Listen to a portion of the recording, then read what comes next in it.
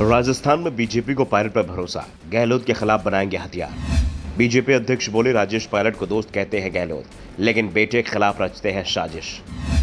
सचिन पायलट को नकारा, निकम्मा और नालायक बताते हैं अशोक गहलोत। राजस्थान विधानसभा चुनाव में बीजेपी ने अब कांग्रेस की आपसी लड़ाई का फायदा उठाने की तैयारी कर ली है।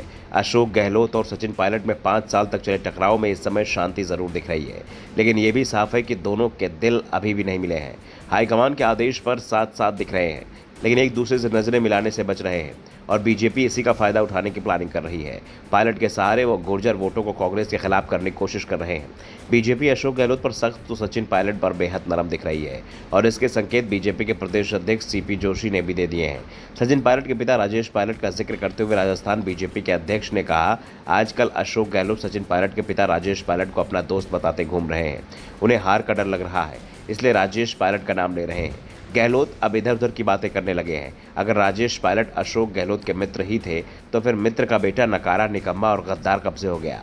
दरअसल कुछ समय पहले तक अशोक गहलोत सचिन पायलट के लिए नकारा, निकम्मा और गद्दार जैसे शब्दों का इस्तेमाल करते रहे हैं और अब जोशी गहलोत को उनके बयानों की याद दिला रहे हैं। दरअसल इस समय विधानसभा चुनाव है। चुनाव को लेकर कांग्रेस हाईकमान ने गहलोत और पायलट के बीच समझौता करा दिया है। दोनों ही नेताओं से साफ कह दिया है कि एक दूसरे के खिलाफ निजी टिप्पणी नहीं करेंगे। इसका असर दिख रहा है, लेकिन बीजेपी अब गहलोत और पायलट के पुराने बयानों के आधार पर कांग्रेस में दूरियां पैदा करने की कोशिश कर रही है।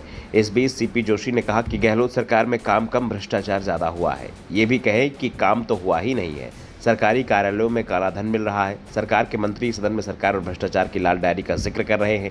सरकार के लोग जब भ्रष्टाचार खुलासा करते हैं तो उन्हें रातों रात हटा दिया जाता है, जो सरकार की नीयत पर प्रश्न चिन्ह लगा रहा है। जोशी ने कहा कि जब राज्य की एजेंसियां भ्रष्टाचार पर काम नहीं कर रही हैं, तो ऐसे में केंद्रीय एजेंसियां क्यों नहीं आएंगी। साफ है, ईडी की सक्रियता को लेकर गहलोत जो आरोप केंद्र की मोदी सरकार पर लगा रहे हैं, उसे लेकर सीपी जोशी ने सफाई देते हुए साफ कर दिया है कि गहलोत सरकार जब फेल हो गई थी तभी केंद्र की एजेंसी को सामने आना पड़ा है। बीजेपी प्रदेश अध्यक्ष ने कहा कि सरकार सिर्फ जनता का धन लूटने का काम कर रही है।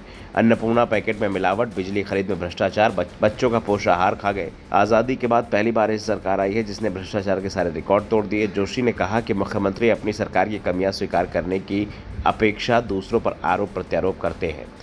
प्रदेश की स्थिति को देखते हुए मुख्यमंत्री अशोक गहलोत लोकतंत्र और सुशासन पर बात करने का नैतिक अधिकार खो चुके हैं। देश का सबसे महंगा पेट्रोल, डीजल और महंगी बिजली देने वाले मुख्यमंत्री को महंगाई पर बात करने का नैतिक हक नहीं है। उन्होंने कहा कि महंगाई को कम करने के लिए केंद्र और अन्य राज्य सरकारों ने पेट्रोल पर वेट और टैक्स हटाया, लेकिन प्रदेश सरकार ने इसमें कोई कमी नहीं की। साफ है कि राजस्थान में बीजेपी के निशाने पर सिर्फ अशोक गहलोत ही रहने वाले हैं।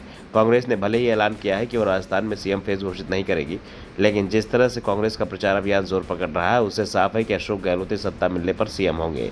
Bureau report, the Navdarpan news.